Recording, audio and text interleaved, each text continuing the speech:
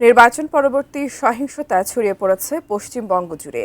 মুখ্যমন্ত্রীর প্রধান দাবিদার বিজেপি নেতা শুভেন্দু অধিকারীর ব্যক্তিগত সহকারী সহ নিহত বেশ কয়েকজন, গ্রেপ্তার 4 শতাধিক। এদিকে আজ মধ্যরাতে শেষ হচ্ছে তৃণমূল কংগ্রেস সরকারের মেয়াদ পদত্যাগ না করার সিদ্ধান্তে অটল বিদায়ী মুখ্যমন্ত্রী মমতা ব্যানার্জি। এ নিয়ে দেখা দিয়েছে কিছুটা সংকট। নির্বাচন পরবর্তী সহিংসতায় ভাঙচুর, অগ্নিসংযোগের পাশাপাশি হাওড়ার উদয়পুর, রাজারহাট নিউ টাউনে, বীরভূমের নানুর এবং কলকাতার বেলেঘাটায় সহিংসতায় 5 জন নিহত হয়েছেন। হত্যাকাণ্ডে জড়িতদের ধরতে অব্যাহত রয়েছে বিশেষ অভিযান।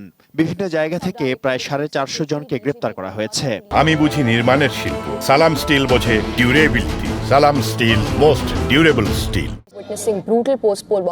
প্রতিপক্ষকে হুমকি, মারধর ও ভয়ভীতি প্রদর্শনের অভিযোগে 200টিরও বেশি এফআইআর পেয়েছে পুলিশ। এসব ঘটনায় জড়িতদের বিরুদ্ধে অভিযান চলছে।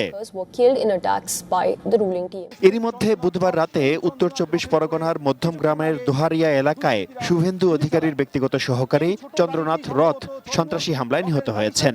আহত হয়েছেন তার গাড়ির চালক। এ ঘটনার পর রাজ্য জুড়ে উত্তেজনা আরও ছড়িয়ে পড়েছে। এদিকে এবারের বিধানসভা নির্বাচনে শোচনীয় পরাজয়ের পরও পদত্যাগ না করার সিদ্ধান্তে অটল রয়েছেন মুখ্যমন্ত্রী মমতা বন্দ্যোপাধ্যায়। বলেছেন, তিনি চান তাকে বরখাস্ত করা হোক, দিনটি কালো দিন হিসেবে চিহ্নিত হোক।